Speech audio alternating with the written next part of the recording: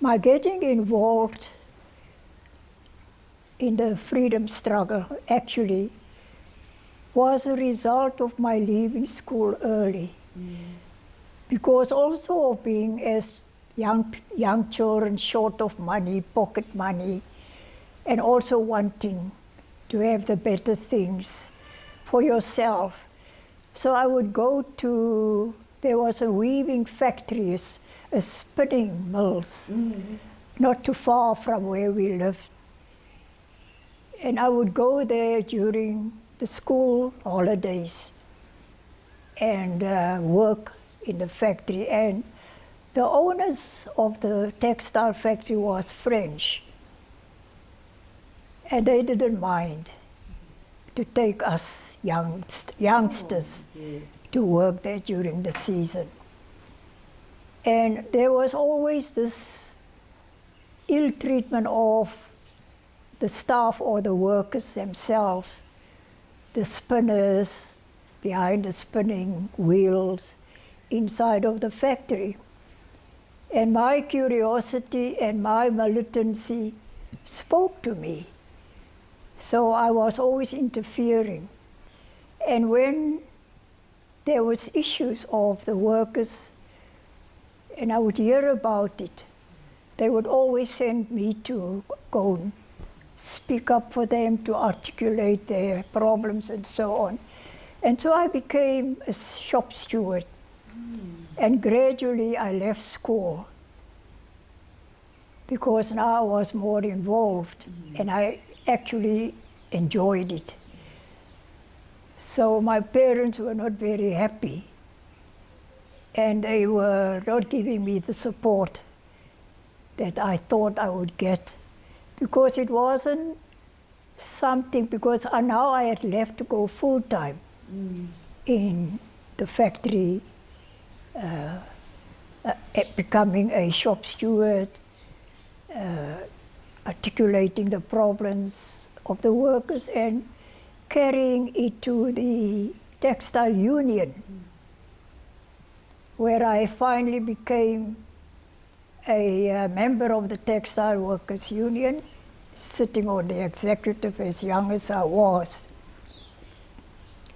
So I had to promise my father that I would go to night school to complete my junior education.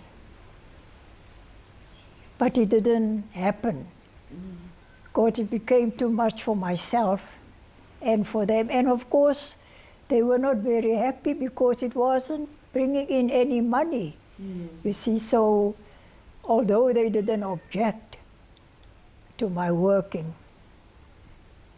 and having left school, but they didn't approve, but they didn't articulate that also. They didn't verbalize it. And this is how I was being recognized from the trade union, and all the unions were very close to one another. There was a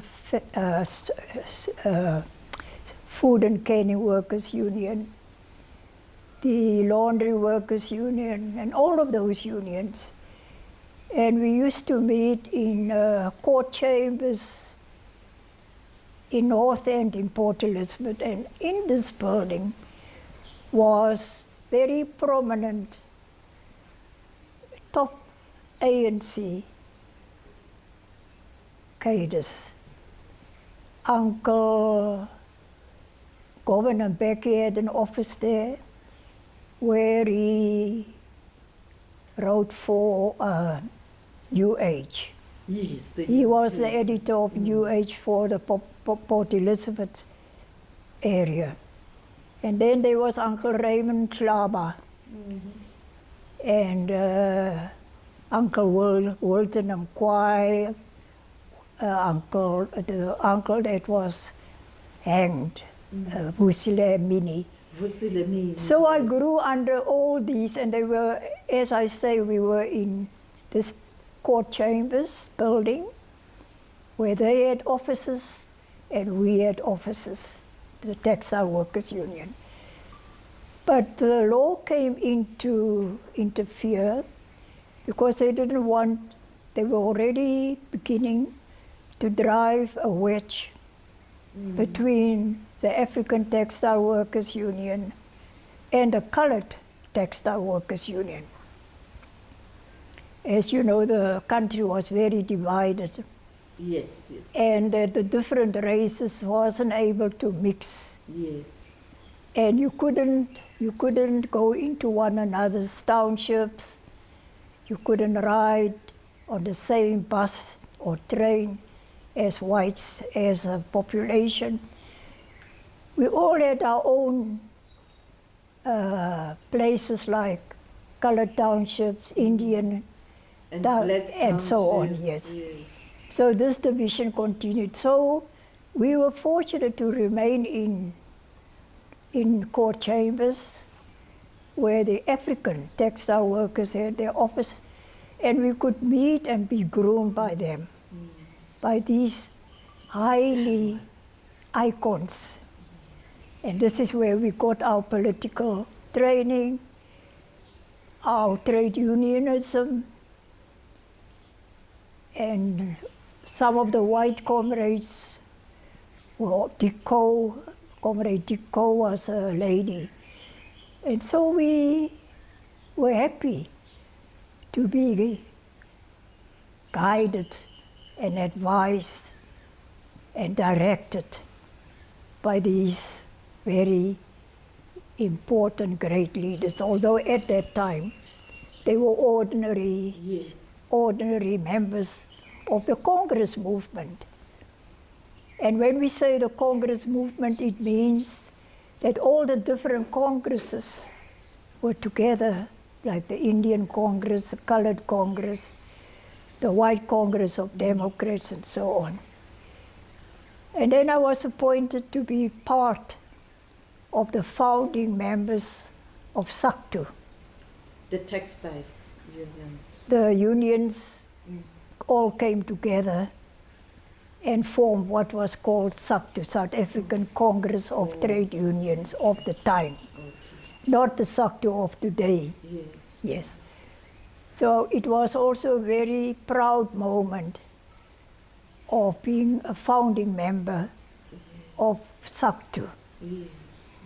And that is where I was being recognized. And all my travels from Port Elizabeth, representing the textile union as a group, to Durban, meeting the other textile officials and so on. And this is where my journey started. After that it was, you know, there was this act that came into being, the Colored Population Registration Act. Oh.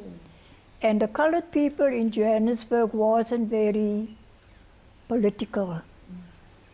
And now it was time, since this Population Registration Act came into being, for the colored people to become politicized. And that is where I was appointed by the Congress movement to be the organizer of Colored Congress. Okay.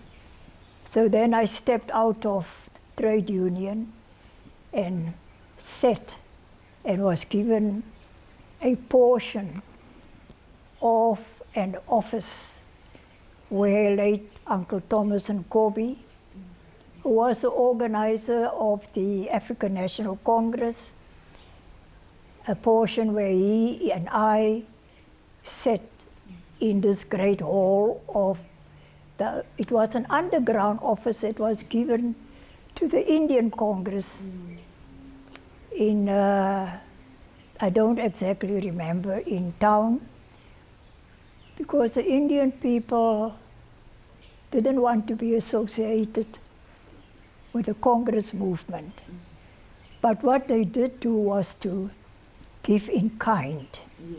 And then they gave this building, the basement, to the Indian Congress, which shared offices with us, the Colored Congress and the African National Congress. And we operated from there.